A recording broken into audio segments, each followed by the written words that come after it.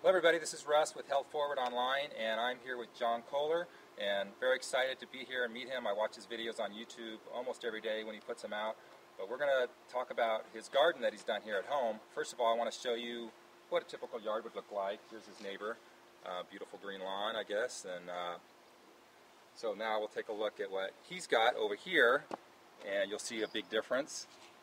And this is what brought me down here. Drove a couple hours to get down here to talk to him and to see this firsthand.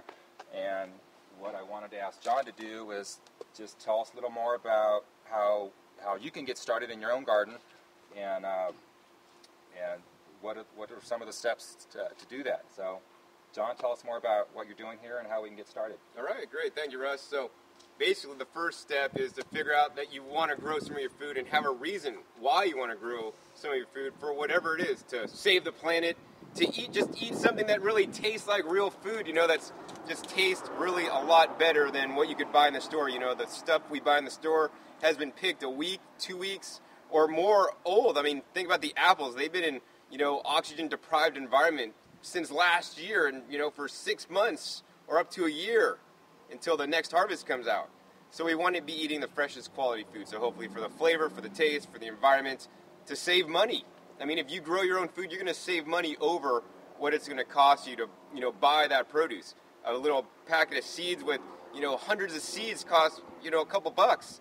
Plant it in the ground, and then you have all these heads of kale or collards, and those are like $2, $3, $4 a bunch. So excellent way to save money. So figure out a reason why you want to do that, and that'll be, one of your motivators. That's definitely been one of my motivators to grow my own food. So, you don't have to take out your front lawn and convert your whole front lawn into all raised bed garden like I did to get started.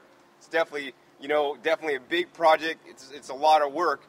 You could start out small, and I recommend starting out small, like Russ. And I'm sure he's going to document his progress and converting some of his yard. And he's not going to do a whole big, massive thing like this. What he's going to do is very smart. He's going to do one bed at a time. So a 4x4 or a 4x8 bed made out of some even Douglas fir lumber is great, and it'll last at least 5 years. I recommend using, some kind of redwood or cedar, but it's a lot more expensive, but it's going to last a bit longer and be more bug and insect resistant. So start out small. 4x4 bed's great, 4x8 bed is great, or even if you can't do that, I'll show you in a little bit. We're going to go over there. We're going to show you how you could grow in a wine barrel. So you could literally buy a wine barrel, just a barrel, fill it up with some organic compost and rock dust, and just get planting in there. And so I'm sure Russ will have some more questions for me in just 1 minute. I do have a quick question while we're here.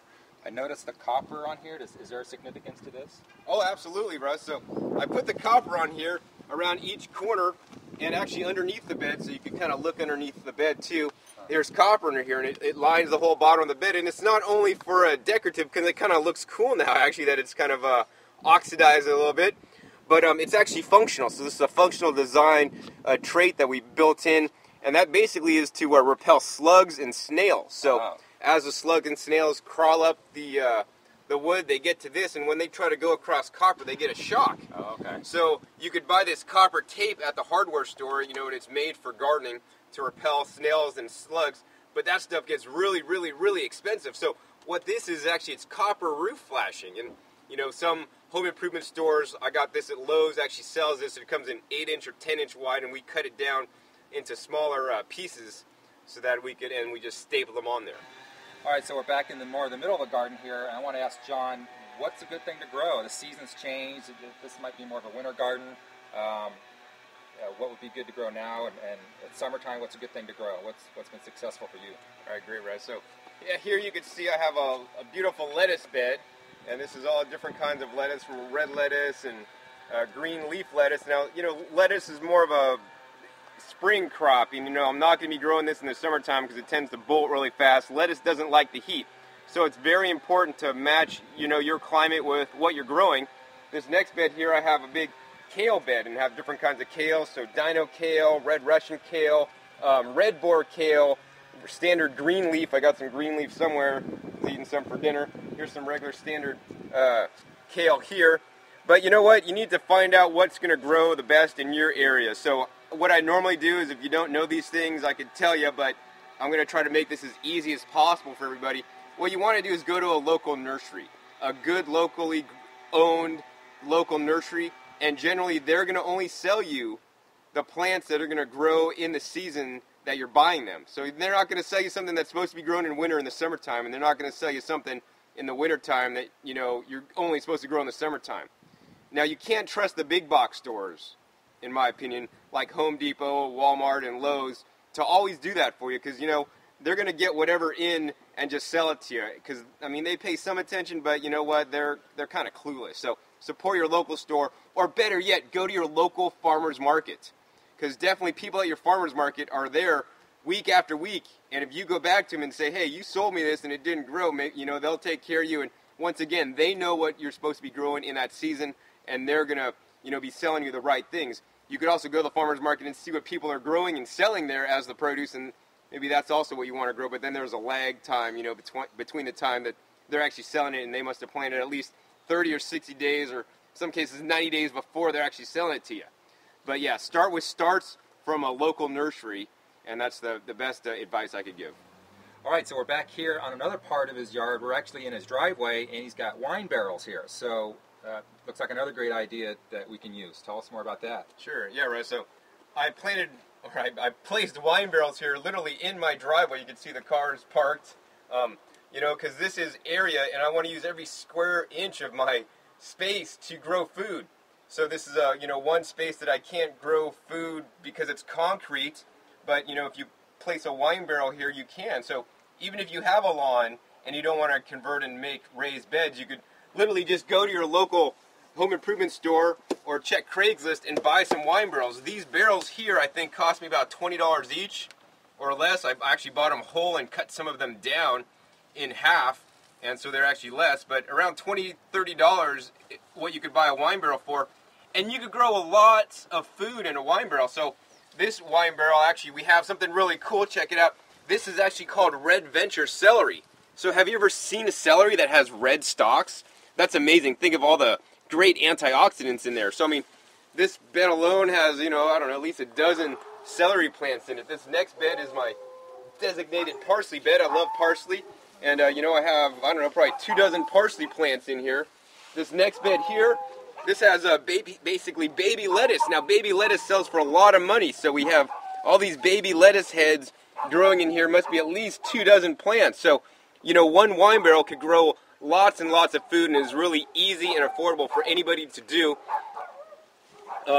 Let's see. So yeah, you want to fill up the wine, buy the wine barrel. You want to drill some drainage holes at the bottom. No need to put any rocks. You don't want to do that. You want to drill some drainage holes, fill it up with organic compost and some rock dust minerals. For more information on rock dust, visit remineralize.org, and then just plant it out. So you could grow many different things in the wine barrels, and let me show you this last wine barrel I have here.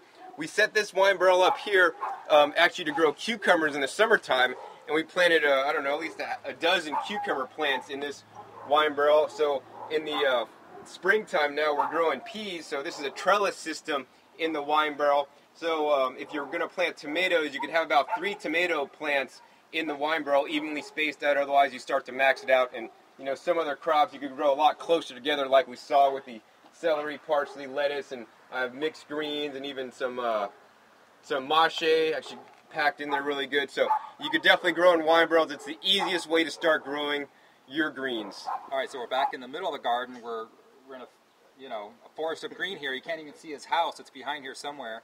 But John, any final thoughts? Any final, maybe a tip you can give people, and then also tell them a website, how to get a hold of you if they have questions. Great, Russ. Sure. So I guess my final tip is get started today.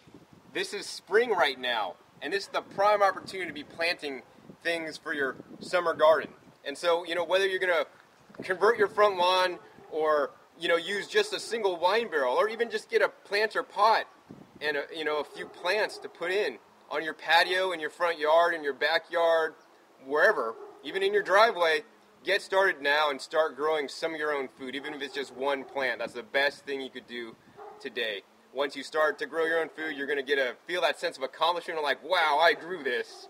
It's going to taste good, and hopefully you'll get the bug and you'll want to grow more. So if you want to learn more about what I'm doing here and to contact me, please visit my website, growingyourgreens.com. Just like Russ did an interview today, I have basically a video blog where I literally make, hundreds of videos a year to show people all the new updates. You could learn how to exactly build a raised bed out of, wood, starting from scratch. You could learn about exotic, leaves and herbs like stevia that I'm growing, or learn more about tree kale, or, I'm growing right here some snow peas and sugar snap peas, and just learn everything that I've been doing, and I share with you on my blog or my website. All right, so thank you, Russ.